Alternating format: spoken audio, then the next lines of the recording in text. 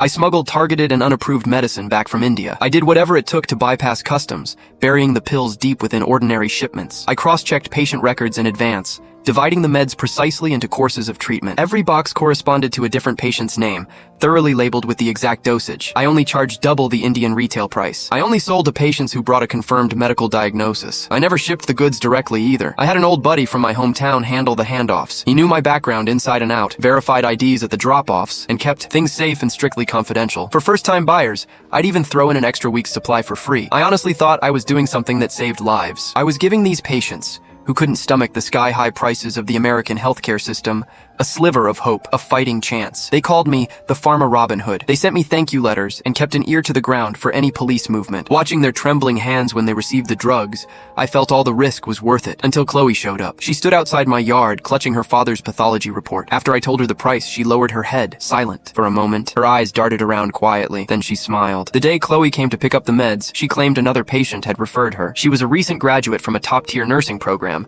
Her resume was stacked with honors. She volunteered to be my assistant, totally free of charge. I laughed awkwardly and brushed her off. I handed her the pills and went over the dosage and precautions. Take it after meals 3 times a day, I said, pointing at the label on the box. Here's the receipt. It's the original Indian price plus a little bit for the shipping hazard. I'm not overcharging you. She nodded, staying silent, but her gaze lingered on my ledger of patient names for a few seconds too long. Walking to the end of the alley, she suddenly stopped. Pinching the edge of the pharmaceutical box, she lowered her voice. Uncle Arthur, these pills don't have official FDA inserts. If there are side effects down the line, we can't exactly hold the manufacturer accountable, can we? I froze for a second. Everyone knows the deal with this stuff. I'll write down the common side effects and what to do. Don't worry, I replied. Taking unapproved drugs is a risk you have to think through beforehand. Her tone was earnest, carrying an indescribable seriousness. I felt a slight uneasy tug in my gut, but I smiled and agreed. You're right, I'll make an announcement in our group chat later. She took her father's 1-month supply and thanked me profusely before leaving. Over. The next few days, subtle changes began to creep into the drug handoffs I organized. Chloe would show up half an hour early to the designated spots.